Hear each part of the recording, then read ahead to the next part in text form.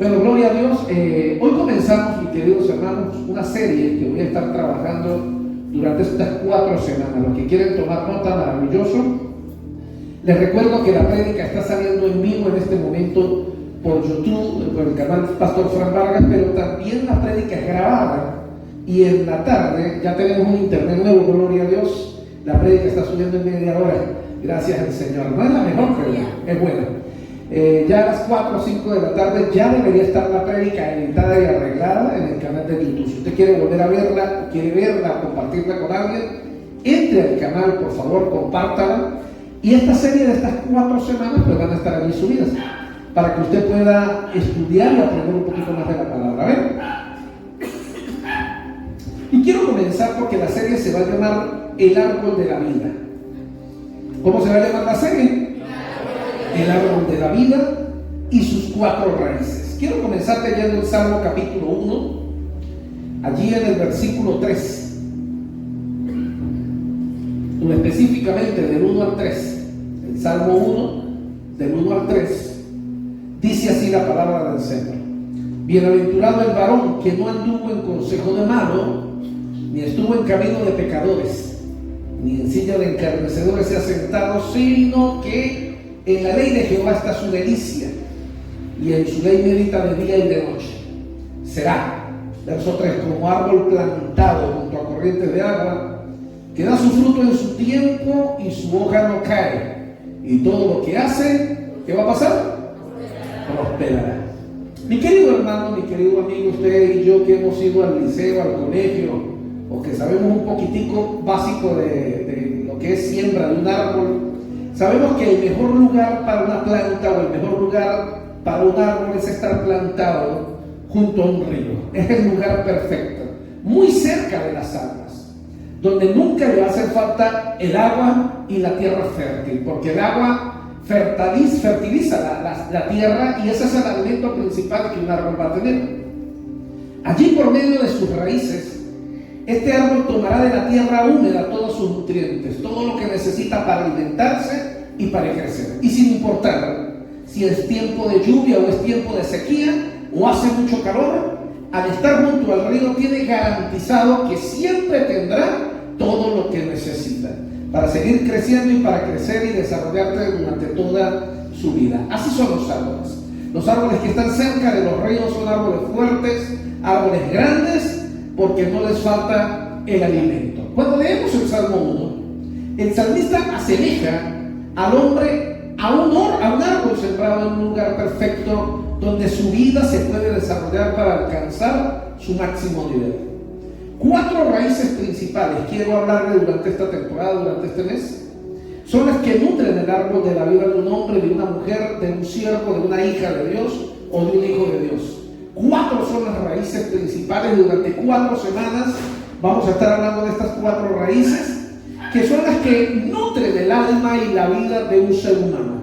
Dice el salmista al final del verso 3, que da fruto en su tiempo y su hoja no cae, y todo lo que hace prosperará. Un árbol que está junto a corrientes de agua siempre tiene fruto en el momento adecuado, y fruto bueno, grande y sabroso, y la hoja nunca se le cae, porque en verdad nunca le llega el tiempo de sequía, y todo lo que hace le prospera, y así debe ser la vida de un hombre. Y hoy quiero comenzar con la primera raíz que vamos a estar hablando durante 4 semanas. Hoy voy a hablar de la raíz número 1, y el título de la prédica de hoy es Dios, el primer lugar en mi vida. La raíz número 1 que alimenta y nutre la vida de un ser humano se llama Dios. Diga conmigo: Dios debe ser el primer lugar en mi vida. Dígale a alguien a su lado: Dios tiene que ser el primer lugar en tu vida. Conforme vamos pasando las 4 semanas, yo voy a ir revelando de manera sistemática las 4 raíces que el ser humano tiene, que el hombre de Dios o la mujer de Dios tiene, de donde nutre su vida, las que le alimentan. Por eso el salmista dice: el hombre es como el árbol plantado junto a corrientes de agua. Y así debe ser la vida del hombre. Dios debe ser el primer lugar en su vida. En cierta ocasión, un intérprete de la ley le preguntó a nuestro Señor, allí en Mateo capítulo 22, verso 37 y verso 38, le preguntó al Señor cuál era el principal de los mandamientos, o cuál era el más importante. El Señor le respondió en el verso 37, amarás al Señor tu Dios con todo tu corazón y con toda tu alma y con toda tu mente. 38, este es el grande y el primer mandamiento. De más está decirlo, mis hermanos, pero en todos los ambientes cristianos esta afirmación es muy conocida. Los cristianos en particular, y aún los que no son cristianos, pero pertenecen a otra religión, acostumbramos a tener una palabra repetitiva en nuestra boca, y es que acostumbramos a decir primeramente Dios es el primer lugar de nuestra vida, o es lo más importante. Ahora bien, la experiencia nos muestra que a pesar de saberlo, pocos verdaderamente lo ponemos en práctica. Pues hay un dicho popular que reza, del dicho al trecho hay mucho trecho. Hay una gran distancia entre decir que Dios es el primer lugar de mi vida y vivirlo realmente como el primer lugar en mi vida. Mis amados, hablar no cuesta nada. Decir las cosas no cuesta nada y es fácil. Hacer las cosas que decimos es lo verdaderamente complicado en la vida del ser humano. Decir amo a Dios por encima de todas las cosas suena muy bonito, pero hacerlo es algo totalmente distinto y diferente. A veces cantamos la canción te amo más que a mi vida, te amo más que a mi vida. ¿Sí la han escuchado en algún momento? Me imagino que los muchachos la cantan mejor que yo, pero qué bueno que soy el pastor y la puedo cantar. Si no fuera el pastor me mandan a callar. Esa es una canción muy linda que se puede cantar, pero pensándolo bien, ¿verdaderamente es así? Yo amo a Dios más que a mi vida. Realmente Él es lo más importante en mi vida. Poner a Dios por encima de mi propio ego, por encima de mis gustos, de mis sueños, de mis ambiciones, de mis pasiones, por encima de mi familia, de mi trabajo y de mis amigos, eso realmente debería ser amar a Dios y tenerlo en primer lugar. Eso sí refleja que Cristo es el Señor de mi vida y por encima de todo, que yo amo realmente a Dios. En la vida se nos presentan oportunidades, mis amados hermanos, donde debemos mostrar si eso es realidad lo que decimos o si son frases trilladas que simplemente hemos aprendido y repetimos por costumbre. Un ejemplo claro del que quiero hablar hoy para tener a Dios en primer lugar en nuestra vida es la historia de la viuda de Sarepta. De repente usted me ha escuchado predicar sobre la viuda de Sarepta, nos ha escuchado las prédicas en otro lugar, las ha leído, pero esta mujer, ella vivía precariamente. Aquí nos cuenta la historia en Primera de Reyes 17, mientras lo buscan los muchachos. Dice aquí en la Biblia que además de que era viuda, tenía un hijo. Y aunque no hay una descripción precisa, suponemos que su hijo apenas era un niño porque dependía totalmente de ella. Lo cierto, mis amados, es que la historia nos habla de que apenas sobrevivían a diario. Además, por aquellos tiempos, es bueno que ustedes recuerden, no había llovido por mandato de Dios a causa de la idolatría del pueblo. Dios había lanzado un castigo sobre Israel, en especial sobre el rey y sobre la nación, porque se habían olvidado de Dios. Había mucha idolatría. De por sí, en el verso 1 del capítulo 17 encontramos que Elías dice: vive el Señor Dios de Israel, que ciertamente no habrá rocío de lluvia en estos años, sino por la palabra de mi boca. Fue algo que estaba decretado, que estaba marcado. Y así fue. Dejó de llover por mucho tiempo, mis amados. Y como era de esperarse, esto afectó los cultivos, afectó el ganado, toda la economía de un país entero se vio afectada. Y el pueblo de Israel cayó en un tiempo especial donde hubo mucha necesidad. Y como siempre, los pobres fueron los que más se vieron afectados severamente por esta situación de escasez y por falta de lluvia, a causa de la insensatez de un gobernante que estaba de turno y aún los gobernantes que estaban antes de Acab. Reyes que estaban apartados de Dios, haciendo totalmente lo malo, y a causa de eso Dios castigó al pueblo de Israel. Después de esto, Elías el profeta, después de soltar la palabra y decir lo que Dios le había mandado a decir, estuvo un tiempo viviendo cerca del arroyo de Kerit. Si usted ha leído la historia bien, yo voy a ir un poquito rápido. que quedaba al oriente del río Jordán. Así dice la Biblia. En Primera de Reyes 17, en el 5 y el 6 dice que los cuervos lo alimentaban con pan y con carne durante la mañana y durante la tarde. Fue hasta que el arroyo se secó que Elías nuevamente tuvo que mudarse a otro sitio, según la historia que podemos leer y recordar. Dios le dijo que fuera entonces a una ciudad que se llamaba Sarepta, o a un pueblo que se llamaba Sarepta, y que allí una viuda se encargaría de su sustento. En el verso 9 lo dice. Dios le dijo: vaya para allá, que allá yo he preparado una viuda, y esa viuda te va a dar de comer. En el verso 10 nos dice que Elías fue obediente y que Elías hizo lo que Dios le mandó hacer. Él se dirigió a este pueblo, y aquí entra en escena la tan conocida viuda de Sarepta. La historia nos narra a partir del verso 10 que Elías iba entrando al pueblo, y cuando iba entrando al pueblo, él vio una mujer que estaba en la entrada del pueblo, y él empezó a conversar con ella. En el verso 10 y el verso 12 lo explican eso. Dice así, que se encontró con la mujer, con la viuda, y le dijo a Elías: te ruego que me consigas un poco de agua en un vaso para que yo pueda beber.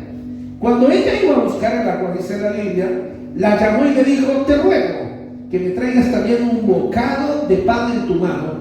Pero ella respondió: vive el Señor tu Dios, que no tengo pan, solo tengo un puñado de harina en la tinaja y un poco de aceite en la vasija, y estoy recogiendo unos trozos de leña para entrar y prepararlo para mí y para mi hijo, para que comamos y muramos. Elías se consigue a la mujer, a la viuda que Dios le profetizó, y esto nos muestra una situación un poquito crítica, un cuadro un poco gris de lo que estaba ocurriendo. Si se musicalizara esta escena al estilo de una película de Hollywood, mi querido hermano, de seguro que en este momento estarían sonando unos violines, y había una luz oscura alrededor de toda la historia que estaríamos escuchando, mientras ella le describe al profeta la desgracia que estaba viviendo y cómo se sentía. Puedo ver además al profeta Elías sintiendo gran compasión por aquella mujer mientras ella le describía su situación. Él ya le está contando totalmente lo triste que está, toda la vida tan triste que ha vivido desde que dejó de llover, murió su esposo, tiene que alimentar a su hijo, no hay comida, le queda solamente una porción, y Elías, me imagino que con gran conmoción, tal vez por un momento pensó como que aquí no va a haber pan y como que aquí no va a haber carne, como cuando los cuervos allí en el arroyo. Pero Elías era obediente a Dios. Y a pesar de que habló con esta mujer, y esta mujer le contó su triste historia, que tal vez usted y yo hubiésemos ido hacia atrás, después de decirle a la mujer en el lugar de Elías: mire mujer, vaya y prepárame, y la mujer le dice a uno todo ese cuento, yo creo que uno le dice: dejémoslo así tranquila. Pero yo puedo encontrar a Elías, que Elías era un hombre obediente a Dios, y a pesar de que él fue confrontado con la historia de esta mujer, que era una historia muy triste, yo puedo encontrar en el verso 17:9, en el 17:9, que él recuerda las palabras de Dios, y allí al final del verso 9 Dios le dijo: yo he mandado a una viuda de allí que te sustente. Y es que no importa lo emocional que esté ocurriendo a mi alrededor, ni siquiera cómo el cielo esté cerrado para la lluvia, ni siquiera cómo las cosas estén a mi alrededor tan difícil o tan complicadas. Cuando Dios ha abierto su boca y ha dado una promesa, Él siempre va a cumplir lo que promete. ¿Alguien puede decir amén?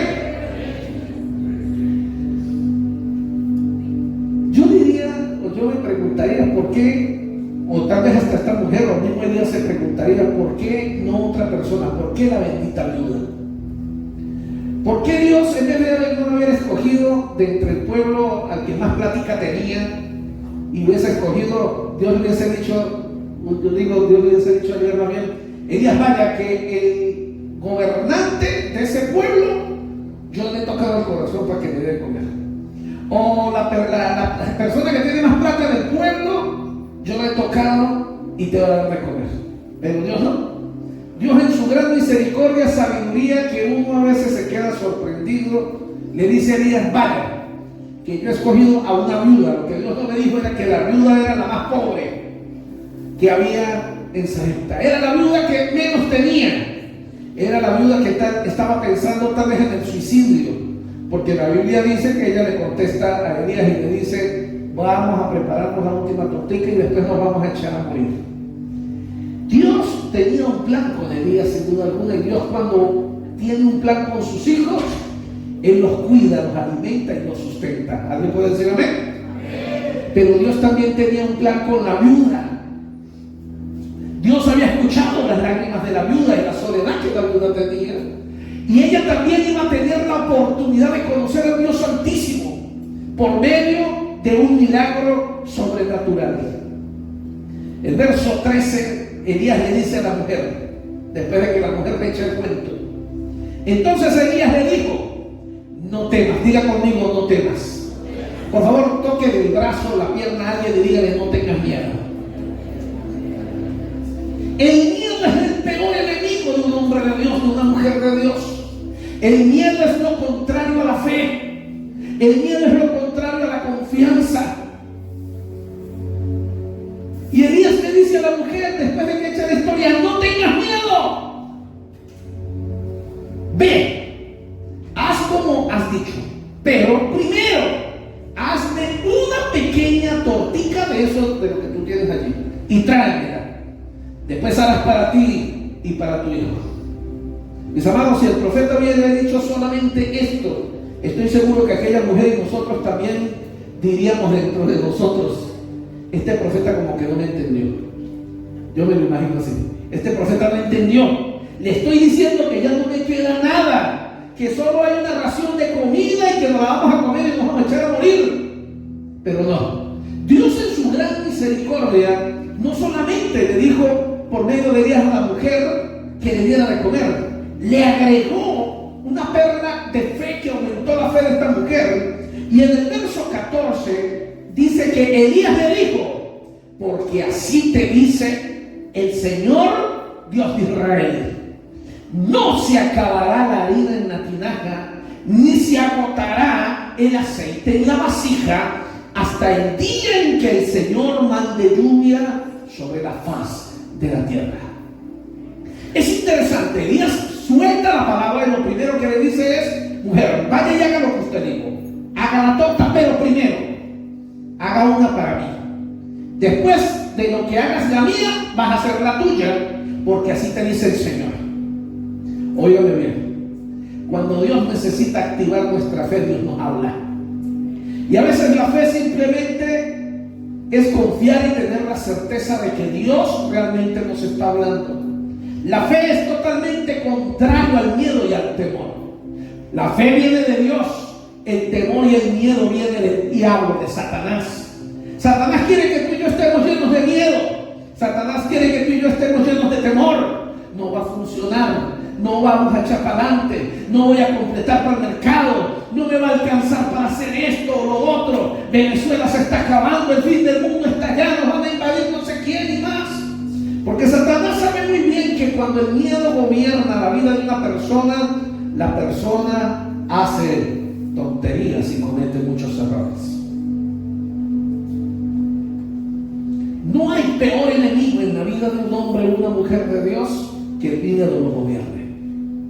Miedo a quedarse solo, miedo a estar sola, y toman decisiones a las carreras. Miedo a no tener casa, no tener el carro, y toman decisiones a las carreras. Miedo a que las cosas no mejoren. Miedo a que la situación empeore y toman malas decisiones. Pero Dios, que es un Dios que nos quiere llenar de fe, le dijo a la mujer: así te dice el Señor. Y escúcheme, hombre y mujer de Dios, que tal vez usted hoy ha estado alimentando el temor y el miedo dentro de su corazón a que las cosas no van a cambiar o no van a mejorar en tu matrimonio, en tus hijos, en tu empresa o en tus negocios.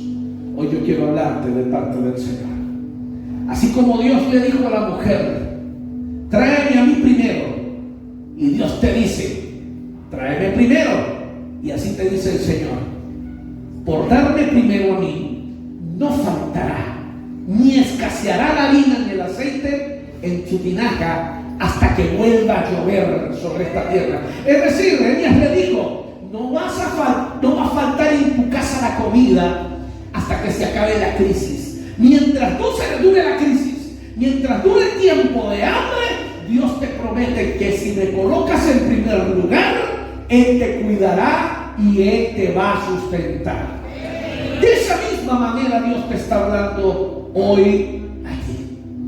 El plan de esa mujer era comer y echarse a morir, pero el plan que Dios tenía para esa mujer era salvar su familia y prosperarle y bendecirle. Yo quiero recordarte que Dios tiene para ti planes buenos, planes de éxito, planes de bien, y que no importa que hoy estés pasando por una crisis o una situación de tristeza o de soledad, si Dios te da una promesa en el pasado, no importa la crisis que vivas hoy, esa crisis se va a acabar en algún momento. Pero mientras la crisis acaba, Dios te dice: acuérdate de tenerme en el primer lugar de tu vida. Y mientras haya escasez y no llueva, mientras dure el tiempo de la crisis, yo te voy a sustentar y te voy a cuidar. Yo me imagino en este momento, en una película de Hollywood, Dios hablando de esta manera, y yo me imagino que ya no está sonando el violín y la noche está oscura. Yo me imagino el cielo abierto y me imagino una orquesta completa sonando trompetas y violines, diciendo: así dice el Señor. Fue en ese preciso momento, escúcheme bien, que aquella triste mujer tenía que tomar una decisión. Diga conmigo: tomar decisiones. Dígale al de al lado: es importante tomar decisiones. Dígale al de al lado. Cuando Dios da una promesa hay que tomar decisiones. En este momento la mujer fue confrontada y tenía que tomar una decisión. El profeta le dice que haga algo y después le suelta una palabra. Y la mujer podía en ese momento decir: nah, me quiere quitar la última tortica. O podría recordar que la sequía que estaba ocurriendo en ese momento sobre Israel era causa de que ese mismo hombre lo había soltado por su boca. Y si ese hombre había dicho que no iba a llover durante más de 3 años sobre la tierra y se estaba cumpliendo, esa mujer también pudo haber pensado: si Él tiene el poder de Dios para mandar que las nubes se cierren, tal vez también tenga el poder para hacer que esa palabra sobre mi vida se cumpla. Cuando Dios nos habla, tenemos que tomar decisiones. El mundo nos dirá y el diablo nos dirá: eso es religiosidad. Pero Dios nos dice: no dejes que el miedo te gobierne, ten confianza en mí y yo haré. Cierto día Jesús estaba predicando y le llegó un hombre. Y este hombre le dijo: Señor, me gustaría que vayas a mi casa porque mi hija está muy enferma y a punto de morir. Jesús lo atiende y mientras está hablando, otra mujer se acerca que sufría de flujo de sangre. Fue sanada, pasaron horas allí, un milagro. Jesús gritó y dijo: ¿quién me ha tocado? Señor, ¿cómo que quién te ha tocado? Si medio mundo te está empujando. No, alguien me tocó de manera diferente. Porque alguien me tocó y cuando me tocó, yo sentí que salió poder de mí, porque esa mujer me tocó diferente. Esa mujer me tocó con fe. Y la mujer asustada le dijo: Señor, fui yo, estaba enferma, estaba tarde, le eché el cuento completo. Y el Señor le dijo: mujer, tu fe te ha salvado. Mientras está hablando con la mujer, llegó un siervo de este hombre que se llamaba Jairo y le dice: ya no molestes al maestro. Ya no vale la pena que el maestro vaya para tu casa porque tu hija se murió. Jairo tenía solo una hija de 12 años, su primogénita y su única hija. Él corrió con la esperanza de que Jesús se la salvara. Jesús dijo que sí, que iba a ir para allá, pero en el camino Jesús tuvo que hacer otro milagro y las horas pasaron. Ya no molestes al maestro, Jairo, tu hija se murió. Y en el momento, miren, me encanta esto, en el momento en que la mujer le está hablando, el siervo le está hablando a Jairo, Jesús lo agarró de inmediato y lo miró a los ojos y le dijo a Jairo: Jairo, no tengas miedo. No tengas miedo. Confía en mí.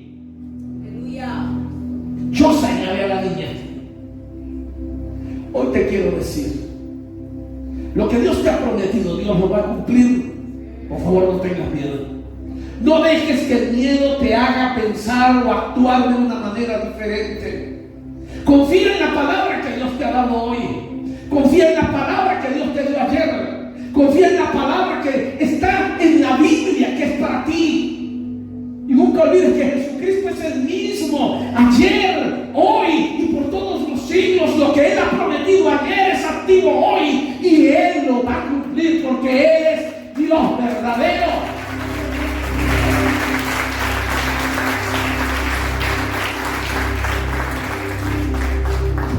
Además, me llama mucho la atención que el profeta le dice a la mujer cuando le manda a preparar la comida, le dice, primero hazme una pequeña torta de eso. Yo quiero que usted analice. La mujer le dice, solo tengo una porción para preparar. Y ella le dice, está bien, tienes una porción para preparar. Pero antes de que la prepares, saca un poquito de ella. Fíjate lo que está diciendo Elías. Yo quiero que usted preste atención a las palabras de Elías. Saca de eso, aparta. Y con ese poquito hazme una tortita chiquitica. No importa que sea chiquitica, pero hazla primero para mí. Yo quiero que usted se dé cuenta de algo. Elías nunca le pidió toda la harina a la mujer. Él nunca le pidió todo. Él le dijo solamente, quiero que apartes de lo poco para mí. Óyeme lo que te voy a hablar en este día. Mucha gente no entiende el poder que tiene el hecho de que tú coloques a Dios en primer lugar. Y en primer lugar significa que primero Él. Pastor, pero no tengo casi nada. Lo que yo tengo es igual a lo que la viuda tenía. Una migaja. Es que no importa la migaja. Dios no mira cantidades, Dios lo que mira es la actitud. Y Dios le dijo por medio del profeta a la mujer, antes de que te hagas la pequeña torta, quiero que hagas una mucho más pequeña para mí. Y tú vas a ver que cuando me hagas la pequeña que es para mí, con lo que queda, vas a poder alimentar a tu hijo y te vas a poder alimentar a ti. Y así te dice el Señor adicional a eso. Con esa migaja que vas a hacer y por este acto de fe, no va a faltar ni el aceite ni la harina en tu casa. A mí me llama realmente la atención esto. Dios nunca nos pide que le demos todo. Él solamente pide que le demos el primer lugar. Y eso se llama fe. Lo más resaltante es el verso 15. Póngame el verso 15 aquí porque me llama la atención cómo comienza el verso 15. El verso 15 dice así. Así. Elías le dijo, verso 15. Entonces ella fue e hizo como Elías le dijo. Ella hizo lo que Dios le mandó a hacer. Óyeme, ¿dónde está el secreto para obtener lo que Dios nos ha prometido si no es el hacer lo que Dios nos manda a hacer? Yo no puedo pretender ver la mano de Dios en mi vida cuando yo soy desobediente a la voz de Dios. Si Dios me ha hablado que me aparte del pecado, debo apartarme del pecado. Si Dios me habla que debo moverme, debo moverme. Si Dios me habla que debo restaurar, debo restaurar. No importa lo que Dios me pida. Cuando yo tengo el primer lugar de Dios en mi vida, se demuestra por medio de la obediencia. Di conmigo, obediencia. Primer lugar a Dios. Eso es lo que significa tener el primer lugar a Dios. Cuando yo obedezco porque Él me habló.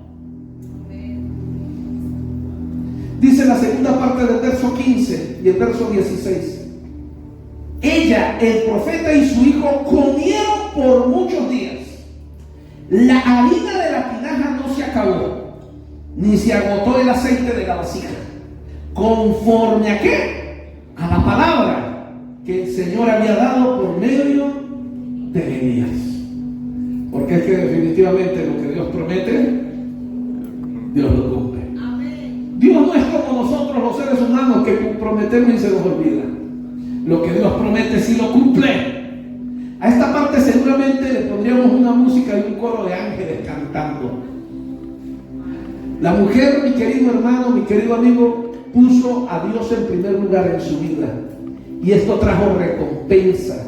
Dios fue lo primero que ella, Dios fue primero para ella, aún que su propio hijo. Y esto es algo grande, porque no hay nada más importante para una mujer que sus hijos. Pero esta mujer colocó a Dios en primer lugar, aún por encima de sus hijos. A ver, mujeres, ahí lo dicen ninguna vez. La pastora gritó amén, pero luego no gritó amén. La pastora dijo que eso es oído selectivo. Para una madre, lo más importante en su vida son sus hijos. Pero la Biblia dice que esta mujer decidió obedecer a Dios y puso en riesgo la vida de su propio hijo. Colocó a Dios en primer lugar. Es que colocar a Dios en primer lugar no son solo palabras, son realmente acciones. Cuando Dios es el primero en mi vida, yo tengo que tener la certeza que Él merece el primer lugar y mis acciones tienen que demostrar que Él ocupa el primer lugar. Y Dios le prometió a esta mujer en su promesa, le dijo, el profeta le dijo, hazme la tortica a mí primero, porque así te dice el Señor.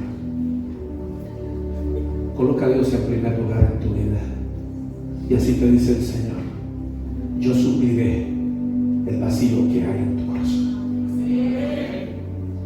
Yo llenaré lo que está vacío, lo que no puede llenar el hombre, lo que no puede llenar la sociedad. Dios sí lo puede saciar. Aplauda a Dios que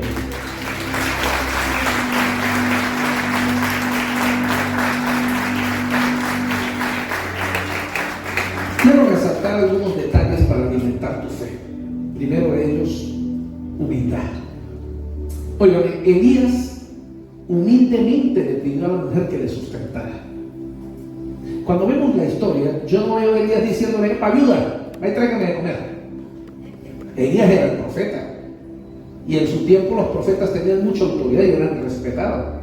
No, yo no veo a Elías hablando con prepotencia, mucho menos.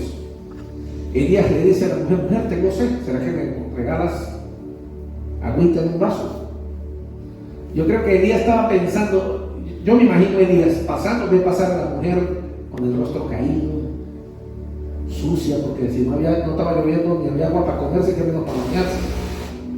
La mujer agotada, y la mujer iba tal vez caminando así, recogiendo los palitos. Dice la Biblia que lo que estaba era recogiendo palitos para ir a hacer el cojón. Y Elías la vio y, ay Dios, y esta es la que Dios escogió para bendecirme. ¿Usted se imagina? Dios hace unas cosas tan raras. A veces Dios escoge los que menos tienen para traer mayor bendición sobre tu vida. Es más, antes de que Elías se consiguiera con la mujer, la Biblia dice que los que le llevaban carne y pan eran cuervos. Dígame en la Biblia si usted encuentra que los cuervos representan algo bueno en la Biblia. Los cuervos no representan nada bueno. Yo me pregunto, ¿por qué Dios no mandó más bien una paloma y que fuera blanca? ¿No sería perfecto? Dios mandó una palomita blanca que lleve pan y que lleve la carne para que se vea más espiritual esto. No, Dios manda a un cuervo. Una vez que más bien se come la carne, por si usted no sabía, los cuervos comen carne.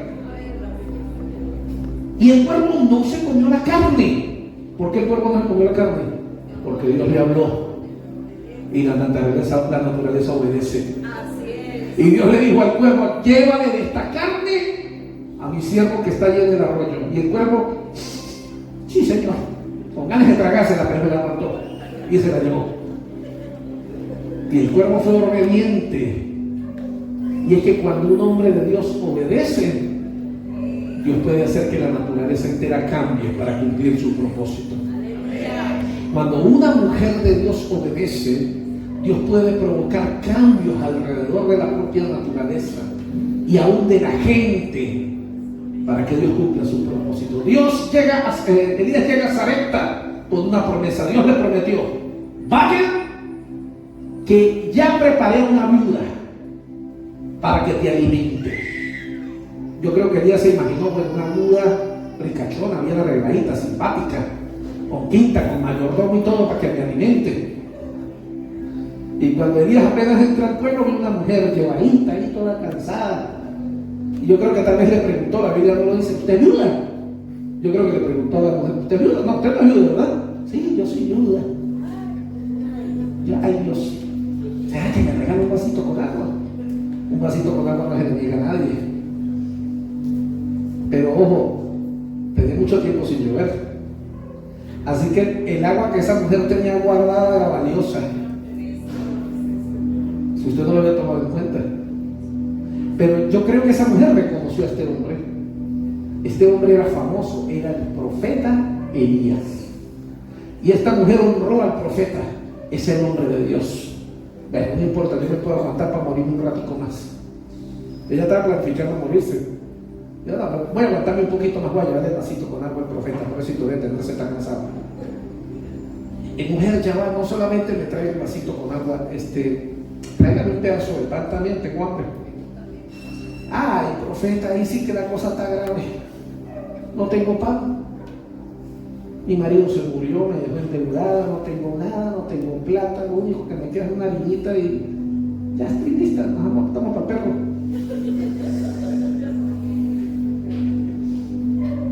Cuidado que si Dios te está hablando, porque Dios a veces nos habla en nuestra necesidad, porque a veces nuestra necesidad puede convertirse en la puerta para llevarnos a algo grande y poderoso. El protagonista de esta historia parecía ser Elías, y es Elías, pero la mujer, la viuda de Sarepta, también se convirtió en protagonista de esta novela y de esta película.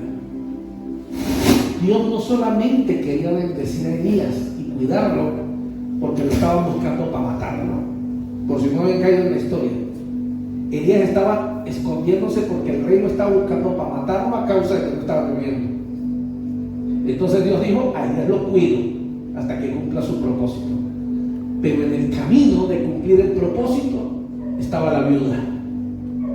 Hay gente que pasa en tu vida y hay personas que pasan por tu vida con los que Dios tiene planes. Y a veces Dios te puede escoger a ti para, por medio de la bendición de otros, también traer bendición sobre tu vida.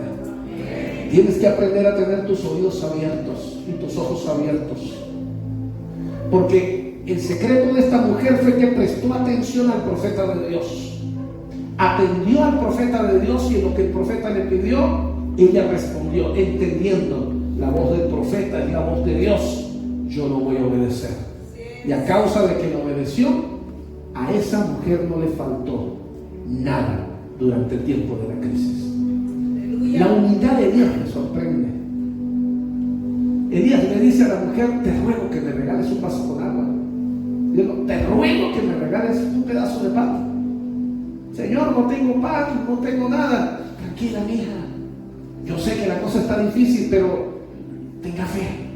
Ponga a Dios en primer lugar y vas a ver que algo grande va a ocurrir en tu vida. ¿Sabe por qué acá menciona la palabra humildad? Porque a veces los cristianos, lo menos que somos humildes. A veces no somos humildes. Somos cristianos, pero muchas veces somos más soberbios y orgullosos que la gente del mundo. A veces somos orgullosos hasta para recibir una bendición y que yo me estuviera muriendo de hambre. Y sí, nos estamos muriendo de hambre, pero no queremos que nadie lo sepa porque somos orgullosos. No queremos que nadie nos dé un favor, nos bendiga, porque nos hace sentir humillados o menospreciados. O lo contrario, a veces cuando hablamos a otros les hablamos con prepotencia, de manera grosera, exigiendo. Yo lo llamaba en una prédica hace un tiempo el síndrome de la princesita. Hay mujeres que se tienen el síndrome de la princesita.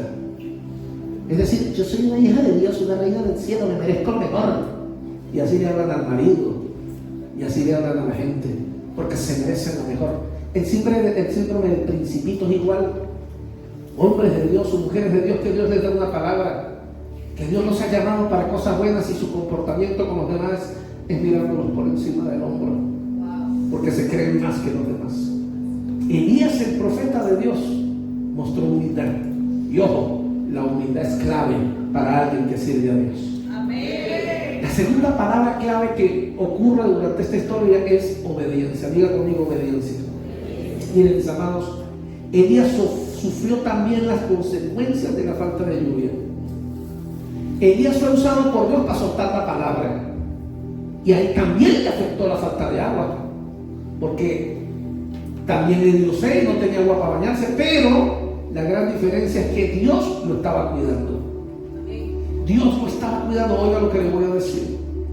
Muchas de las cosas que han pasado sobre nuestro país, sobre nuestra nación, muchas de las cosas que están pasando en Latinoamérica y el mundo, simplemente son las consecuencias del pecado de la humanidad.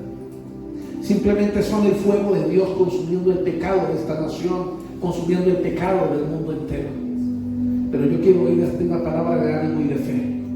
No importa que se escuche de guerras, de rumores de guerra, de hambre o de enfermedades, los hijos de Dios tenemos que descansar en las manos de Dios, porque Él ha prometido que nos va a cuidar, nos va a guardar y nos va a proteger. Amén.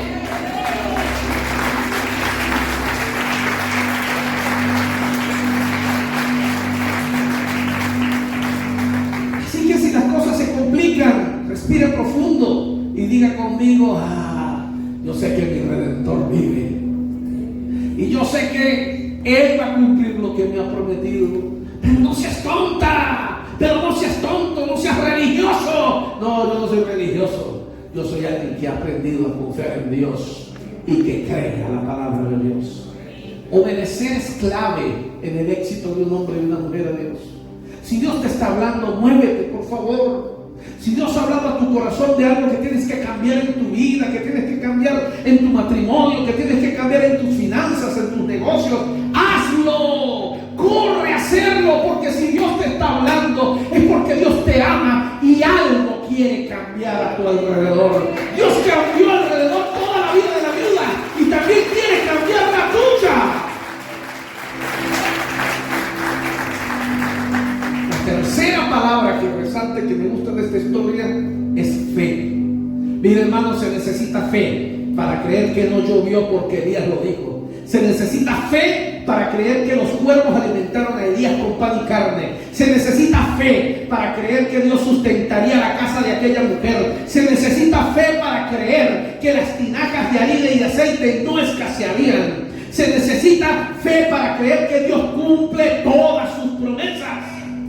No sé si por este tiempo te has estado cuestionando, si has estado dudando, si has estado atravesando por una situación o circunstancia donde tal vez estás cuestionando tu fe. Pero yo hoy te animo a que no dudes. Dios es el mismo ayer, hoy y por la eternidad. Y si Dios hizo maravillas en los tiempos de ayer, las va a hacer hoy también.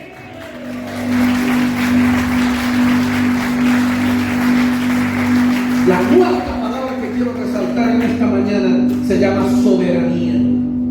La viuda de Sarepta no tenía idea de lo que Dios había planeado para ella, mis amados.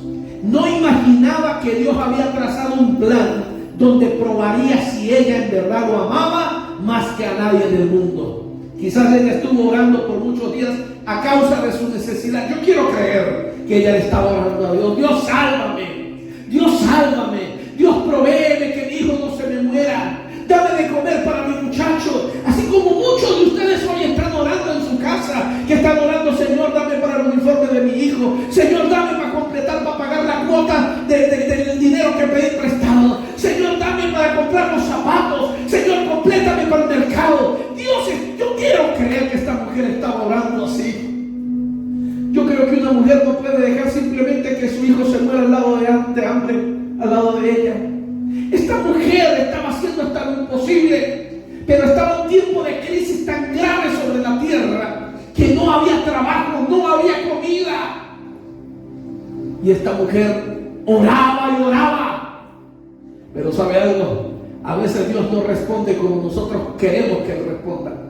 Tal vez esta mujer lo que está orando es: Señor, regálame una paca de harina, Señor, regálame medio kilo de queso, Señor, regálame una Coca-Cola para la cena de esta noche. Y Dios le respondió la oración, pero le la respondió diferente. Le mandó al profeta Elías y le dijo: mira, así te dice el Señor. Coloca a Dios en primer lugar y Dios te dice, no te faltará nada en tu casa. Tal vez algunos de ustedes están clamando por un par de zapatos, por una deuda que necesitan pagar para completar por el mercado, o están clamando por un trabajo. Y hoy Dios te está diciendo, respira profundo, deja el miedo a un lado, colócame a mí en primer lugar, te dice el Señor, y yo voy a abrir puertas que han estado cerradas para ti y para los tuyos. No siempre Dios responde como nosotros queremos. Dios normalmente responde en su soberanía, como Él sabe que tienen que ser las cosas. Porque nosotros estamos concentrados en una necesidad, pero Dios no estaba concentrado en la necesidad de esta mujer. Dios estaba concentrado en la vida de esta mujer y en la vida de su hijo. Tal vez tú estás orando solo por una paca de harina o un mercado, pero tal vez Dios lo que está mirando en ti es que tiene una promesa que te hizo y Él te quiere guardar y proteger porque la va a cumplir. Yo recuerdo las promesas que Dios ha dado sobre mis hijos, sobre mi hija, sobre mi hijo, y siempre las traigo a memoria. Las promesas que Dios ha dado sobre mi vida, sobre mi matrimonio, sobre mi esposa. Y cuando vienen los momentos difíciles, el miedo y el temor que quiere gobernar, tenemos que tomar una decisión, y es: o pienso y le doy cabida al miedo, o me concentro en lo que Dios me ha prometido. Te voy a dar un consejo hoy. Cuando el miedo te empiece a gobernar, prenda el celular y ponga música suave, bonita, música que alabe a Dios, al Dios del cielo. Provoque un ambiente alrededor suyo y agarre la Biblia y busque las promesas que Dios le ha dado. Yo tengo un hábito muy bonito en mi Biblia física, que poco la uso porque ahora todo es digital. Cuando un texto bíblico me gusta muchísimo, desde joven me acostumbraba a que en la primera hoja yo lo escribía: Segunda de Reyes, Salmo tal, tal. Entonces cuando llegaban mis momentos de tristeza, yo agarraba la Biblia, Segunda de Reyes, ¿qué es ir a Segunda de Reyes? Y agarraba, ¡wow, Señor! Ya recordé esa palabra que me diste ese día. Salmo tal, ¡wow! ¡Qué palabra, Señor!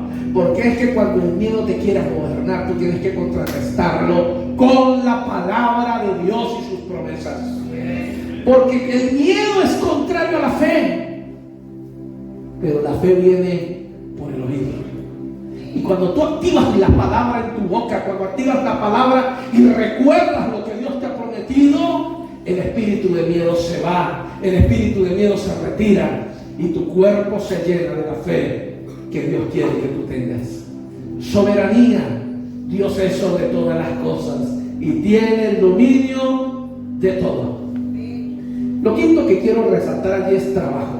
Óigame, Dios recompensó la vida de la viuda y le dio de comer durante todo el tiempo de crisis y necesidad que no llovió.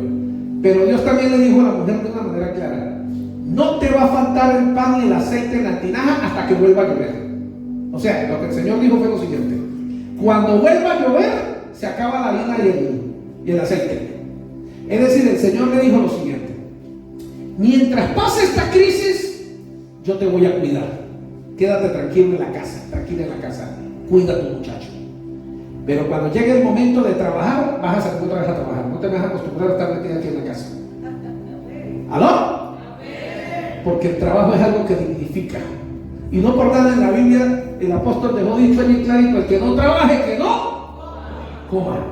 Pero hay momentos en la vida en que no importa cuánto trabajes, vas a tener que depender de Dios. Hay momentos en la vida en que no importa cuánto te esfuerces, nada funciona. Ese es el momento cuando Dios te dice: ven a mi regazo, porque a pesar de lo difícil que pueda estar todo, yo te voy a cuidar, yo te voy a sostener. ¡Aleluya! Ojo, y esto no quiere decir que a Dios le guste la vagancia. Esto quiere decir que hay momentos donde tenemos que descansar en sus manos. Pero cuando Dios diga que hay que trabajar, entonces hay que pararnos firmes, echarnos colonias, si tenemos que echarnos colonias, un buen baño en la madrugada, y se va a ir a ganarnos el pan diario con la bendición de nuestro Señor. Y sexto y último, Dios siempre debe ser primero. Amar a Dios por encima de todo es fácil decirlo. Vivir es totalmente distinto. Elías amó a Dios por encima de él mismo. Fue obediente a pesar de las circunstancias adversas. Obedeció a Dios y el rey lo quería matar. Pero aún en contra de descuidar su propia vida, él decidió escuchar a Dios. La viuda también lo amó más que a ella misma y a su propio hijo. Dicho sea de paso, algo no tan fácil para una madre. La experiencia con Dios nos lleva a que mostremos si Él es quien ocupa el primer lugar en nuestra vida, en nuestro corazón, como lo hizo Elías y como lo hizo la viuda. Mi exhortación hoy para todos ustedes es que aprendamos a colocar a Dios en el centro de nuestra vida. Aprendamos a colocar a Dios en el primer lugar de nuestro corazón. El árbol de la vida tiene 4 raíces y la primera raíz se llama Dios. Si tú te nutres de Dios todos los días y aprendes a tener a Dios en el primer lugar de tu vida, siempre estarás alimentándote de vida y tendrás una vida con alegría y con gozo. Hay que recuperar el gozo y la felicidad. Hay un merengue que dice: el gozo que tengo yo, el mundo no me la dio, y como no me la dio, no me la puede quitar. ¿Escuchó lo que dije? Es una bonita letra. El gozo que tengo yo, el mundo no me lo dio, y como el mundo no me lo dio, Él no me lo puede quitar. El gozo que tienes tú, ¿quién te lo dio? Si te lo dio Dios, ni el hambre, ni la necesidad, ni la crisis te lo puede quitar. Y usted tiene que agarrarse de eso. Yo soy feliz porque quiero ser feliz. Yo tengo un matrimonio que, aunque no esté en las mejores condiciones, ese matrimonio está en la promesa de Dios. Yo tengo unos hijos que, aunque estén medio rebeldones, cuando estaban en el vientre, Dios les dijo que era un profeta, que era una mujer, que era un hombre de Dios. Y yo me agarro de esas promesas. Puede que hoy no tenga trabajo o empleo, tal vez tengo deudas, pero Dios me prometió que soy cabeza para muchos, que Dios me va a levantar. Dios me prometió que nunca me faltaría nada. Así que no importa lo que esté ocurriendo a mi alrededor, si Dios es el primer lugar en mi vida, yo sé que de esta voy a salir y me voy a levantar. Denle un aplauso a Dios que vive.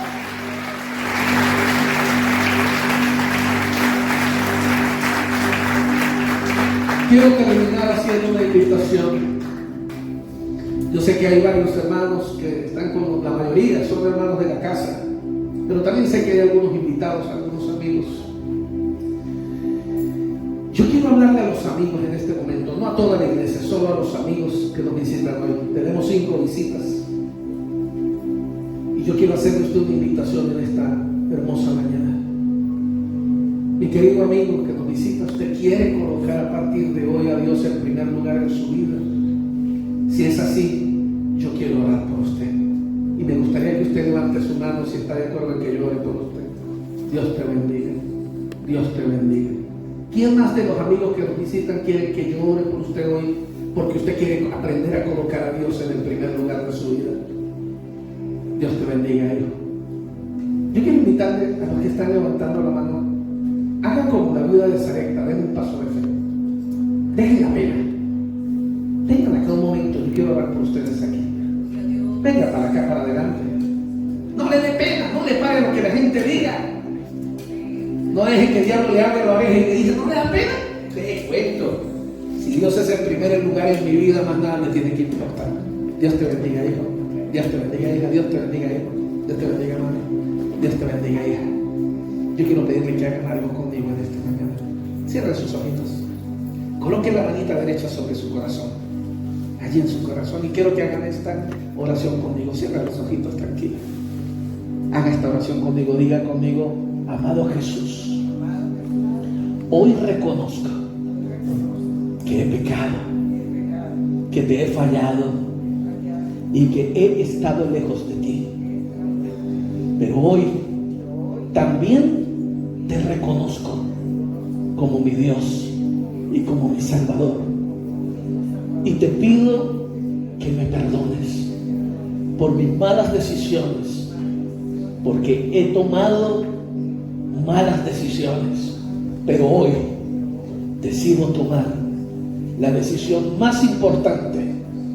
Hoy te recibo y te acepto como mi Dios y te pido, ayúdame. Quiero poner mi vida en orden y te necesito. Ven a mi vida hoy. Vamos, dile, ven a mi vida, Espíritu Santo.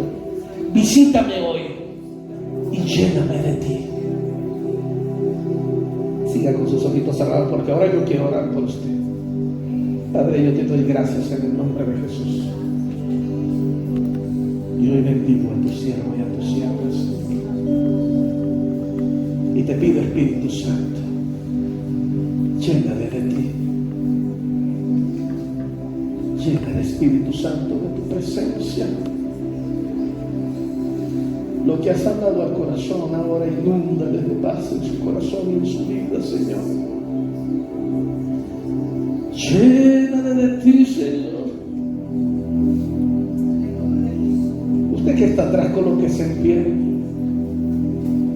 y adore